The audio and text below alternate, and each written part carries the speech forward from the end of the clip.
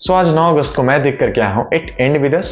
एक romantic drama आप इसे कर सकते हो। हाँ, अगर आप सिर्फ रोमांटिक मूवी देखने के लिए जा रहे हो, ऐसा सोच करके जा रहे हो, तो आप गलत साबित होने वाले हो। मैं जब बुक पढ़ रहा था और मैं भी सोच रहा था कि एक रोमांटिक बुक है, मुझे जब सेकेंड हाफ पे आया बुक का तो मुझे रियलाइज़ हुआ कि सिर्फ इसे एक रोमांटिक बुक कहना गलत होगा।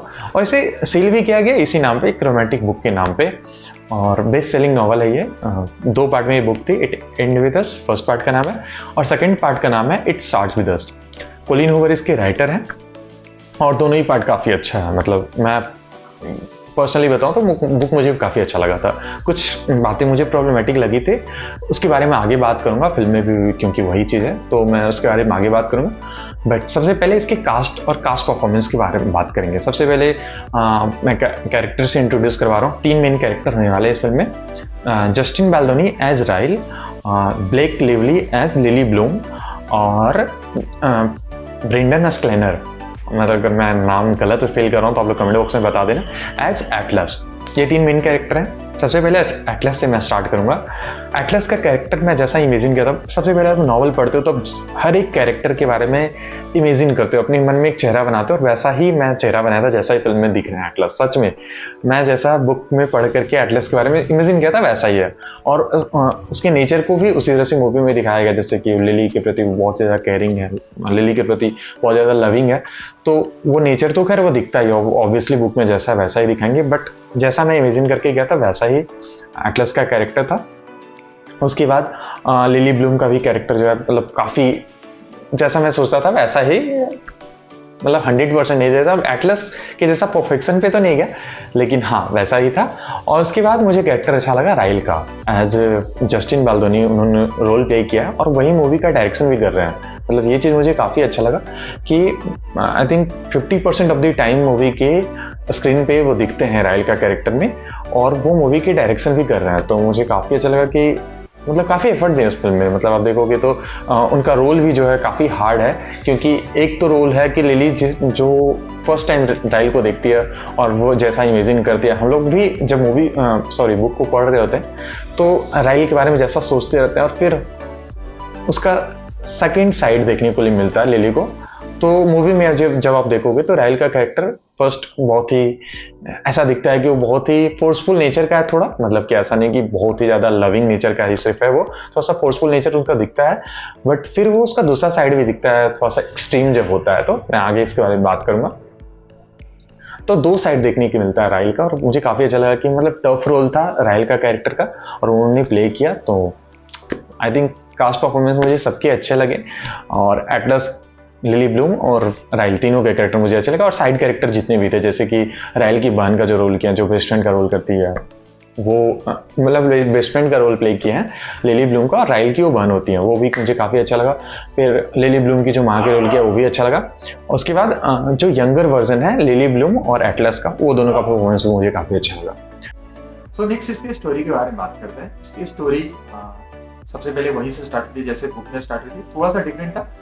बुक में हमें दिखाया जाता है कि मतलब बताया जाता है कि लिली जो है राइल के छत पे आके बैठती है, और फिर वो अपने बारे में इंट्रोड्यूस कर रही होती है कि मैं अपने फादर की फ्यूनरल से आई हूँ, एक गंदा सा स्पीच देकर के आई हूँ, क्या पता वो लोगों को सिर्फ पसंद आया है कि नहीं। और फिर राइल की एंट्री होता है। यहाँ पे थोड़ा सा डिफरेंट था, यहाँ पे हमें पहले दिखाया जाता है कि वो अपने फादर की फ्यूनरल से आती है, थोड़ा सा वो रोना चाहती, थोड़ा एकांत जगह चाहती, इसलिए राइल के छत पे आ जाती है।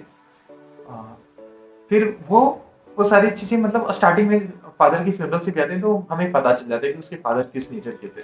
और ये थोड़ा सा मुझे लगता है ना कि एक ट्विस्ट भी था बुक में जब आप पढ़ते हो, तो स्टार्टिंग में बिल्कुल दिख जाना मुझे काफी उतना अच्छा नहीं लगा। दोनों ही स्टार्टिंग मुझे अच्छा लगा, बुक वाला ज्यादा मुझे अच्छा लगा। उसके बाद राइल की कैरेक्टर की एंट्री होती है, जो कि एक न्यूरो सर्जन होता है। दोनों एक दूसरे से मिलते हैं, दोनों एक दूसरे में प्यार होता है, और दोनों एक दूसरे के रिलेशनशिप में आते हैं।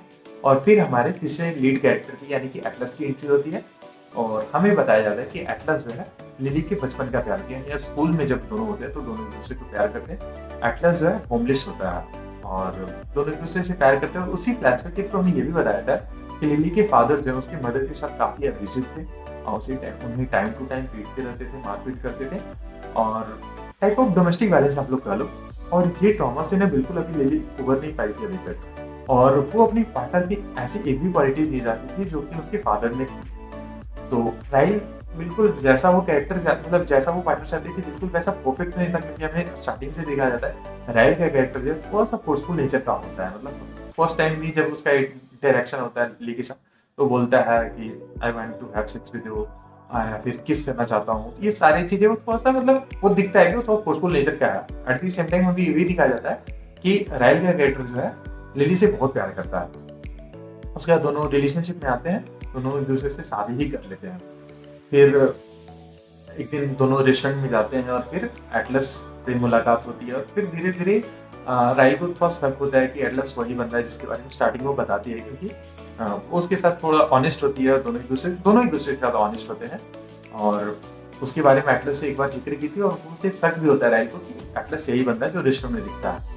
उसके बाद दोनों के बीच में थोड़ी-सी दूरियाँ बढ़ती हैं, थोड़े-से झगड़े होने लगते हैं। दूरियाँ नहीं बढ़ती, झगड़े होने लगते हैं और उसी हीट ऑफ द मोमेंट में कभी-कभी थप्पड़ लग जाता है राइल से लिली को, और समटाइम वो सीढ़ी से ढकेल लेता है। ये सारी चीज़ें ना लिली को वो सारी चीज़ें याद दिलाती है जो उसके फादर उसके मदर के साथ करते थे, और वो बिल्कुल भी नहीं चाहती कि उसका पार्टनर वैसा हो। और जब राइल के कैरेक्टर को राइल के दूसरे साइड का कैरेक्टर को देखती है, तो वो लगता है कि वो उसके फादर की तरह है और बिल्कुल भी वैसा वो पार्टनर नहीं चाहते थे। इसलिए वो उसके साथ डाइवोर्स ले लेती है और बाद में पता चलता है कि वो प्रेग्नेंट है और एक बच्चे को बाद में जाकर के जन्म देती है। बट उसी समय जब वो प्रेग्नेंट होती है और जब राइल उसके साथ अब्यूज़ कर रहा होता है, तब एटलस का कैरेक्टर जो है उसे काफ़ी सपोर्ट करता है। और एटलस का कैरेक्टर मुझे ना फ़िल्म में इसलिए भी पसंद है, बुक में भी, कि एटलस का कैरेक्टर ना काफ़ी केयरिंग नेचर का दिखाया गया है लिली को लेकर के, काफ़ी लविंग नेचर का। मतलब एक बेस्ट फ्रेंड हो तो, या फिर एक लवर होता है ऐसा होना चाहिए। मतलब ऐसे टाइम पे मौके पे चौका मारने वाला लड़की नहीं, मतलब जैसा आजकल दिखाया जाता है फ़िल्मों में और रियल लाइफ़ में भी वैसे ही होते हैं आजकल लड़के। तो जब लिली जो है बिल्कुल टूटी हुई होती है, राइल उसको मारता-पीटता है कभी-कभी और वो प्रेग्नेंट वाली स्थिति में भी होती है, तो वो एटलस के पास आती है। तो उसको लव एक्सप्रेस तो करता है अपना कि हाँ, मैं तुमसे प्यार करता हूँ, लेकिन वो उसके साथ फोर्सफुल नहीं हो रहा होता है। जैसे कि स्टार्टिंग में हमें राइल के कैरेक्टर को दिखाया गया। वो बोलता भी है कि if you are ever ready to fall in love again, let it be मी।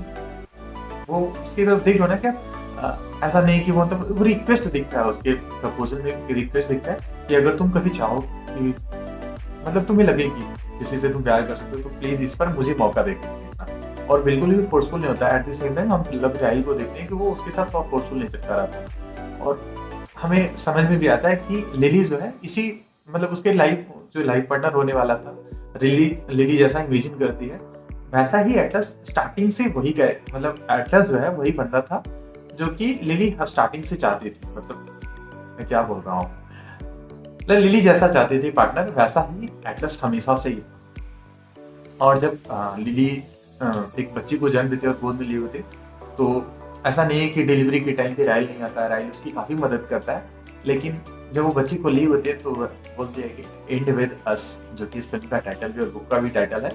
और इसे वो यही बताना चाहती है कि राइल जो है जैसा भी वो काफ़ी उसे प्यार करता है, लेकिन एट द सेम टाइम वो जब कोई भी सिचुएशन हो, किसी भी आगे जाकर भी ऐसी कभी सिचुएशन आती है जहाँ पे उसे थप्पड़ लगा दे, कभी मतलब जिस तरह से भी वो अब्यूज करने लगे, तो वो नहीं चाहती कि उसकी बेटी भी वो सब चीज़ देखे, क्योंकि वो जब बचपन में थी तो अपने माता के साथ होते हुए देखी है, तो उसे बिल्कुल बुरा लगता था। वो ट्रॉमा अभी तक वो झेल रही होती है, तो वो नहीं चाहती कि उसकी बेटी भी वो सभी चीज़ें देखे, और इसलिए बोलते हैं एंड विद अस, अब नहीं। मतलब वो काफ़ी अच्छा है राइल का कैरेक्टर, लेकिन अब नहीं। और at the same time Atlas का भी कैरेक्टर, मतलब लास्ट में हमें दिखाया जाता है कि एटलस और लिली जो है कुछ साल बाद दोनों एक दूसरे से मिलते हैं। हमें पता भी होता है क्योंकि सेकंड पार्ट जो बुक का है इट स्टार्ट विद, वो एटलस और लिली पे ज़्यादा फोकस करता है। तो काफ़ी अच्छा लगा, इसका एंडिंग भी काफ़ी अच्छा लगा।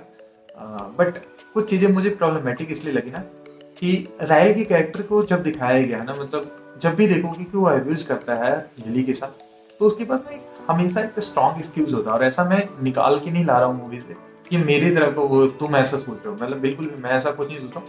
मूवी में ऐसा दिखाया गया कि हर बार उसके पास एक स्ट्रॉन्ग एक्सक्यूज होता है। फर्स्ट टाइम जब उसको हिट करता है, थप्पड़ लगाता है, तो उसका हाथ जल गया होता है, तो हिट ऑफ द मूवमेंट या फिर बाई एक्सीडेंट आप लोग कह लो। फिर उसके बाद सेकेंड टाइम जब सीढ़ी से खेलता है, फिर जब भी अब्यूज करता है लिली के साथ, तो उसके बाद एक स्ट्रॉन्ग एक्सक्यूज ये भी होता है ना कि लिली जो है, दो एक दूसरे से प्यार करते हैं, दो पार्टनर होंगे, उसके बीच में कोई भी तीसरा बंदा आएगा तो बिल्कुल भी उसके पार्टनर को अच्छा नहीं लगेगा। और वो एक तो ये रीज़न होता है और दूसरा रीज़न हमें उसकी बहन बताती है कि बचपन में उसके हाथों से गलती से उसके बड़े भाई की बंदूक से, पिस्टल से मौत हो जाती है। तो वो सारी रीज़न भी होते थे। स्ट्रॉन्ग एक्सक्यूज़ हमेशा राइल के कैरेक्टर को दिया गया। तो अगर आप डोमेस्टिक वायलेंस को दिखाना चाह रहे हो तो इस तरह से स्ट्रॉन्ग एक्सक्यूज़ का कुछ मतलब नहीं बनता है। हाँ, ये कर सकते हो आप कि डायरेक्टर या फिर ऑथर जो है इस मूवी की, मतलब ये राइटर जो है पुलिंग ओवर, ये बताना चाहती हूँ तो किसी भी वे में हो, मतलब एक पार्टनर जो है दूसरे के पार्टनर को एब्यूज नहीं करते। ये तो मतलब ऐसा, तो अगर ऐसे सिचुएशन आएगा, मतलब आप सोचो ना कि मतलब जो एक्सक्यूज आप दे रहे हो मूवी में कि एक तीसरा बंदा आएगा कोई भी पार्टनर के बीच में, तो ये तो लड़की भी कर सकती है। अगर कोई लड़का किसी से अफेयर करते तो क्या लड़की कभी हाथ नहीं उठा सकती है? तो मतलब कुछ भी, मतलब मैं ये नहीं बोल रहा, ये जो चीजें राइल किया है वो एक लड़की भी करेगी ऐसे सिचुएशन में आएगा। तो ये मुझे लगता है कि डोमेस्टिक वायलेंस को दिखा थोड़ा सा सीरियस होकर दिखा सकते हो।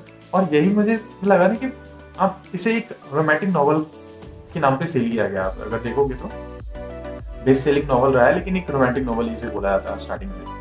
बाद में बुक में बदलो तो सेकंड हाफ बुक का भी और मूवी का भी, फर्स्ट हाफ तो बिल्कुल एक रोमांटिक टोन पे पकड़े हुए चलता है, सेकंड हाफ थोड़ा डोमेस्टिक वायलेंस पे फोकस करता है। तो मुझे लगा कि सीरियस टोन पे दिखाया जा सकता है इसको, या फिर जो जितने स्ट्रॉन्ग एक्सक्यूजेस दिए गए हैं वो स्ट्रॉन्ग एक्सक्यूजेस नहीं देना चाहिए। क्योंकि आप अगर वहाँ पे लड़की को रख के भी देखोगे तो वो सेम रिएक्ट करेगी, सेम तरीके से रिएक्ट करेगी। तो आप डोमेस्टिक वायलेंस को दिखाना चाह रहे हो तो ये एक्सक्यूजेज आप नहीं देते तो ज़्यादा अच्छा होता। बट फिर भी बुक में ऐसा था तो मूवी में ऐसा दिखाना जरूरी था, बिल्कुल उसे अलग नहीं हो सकता था।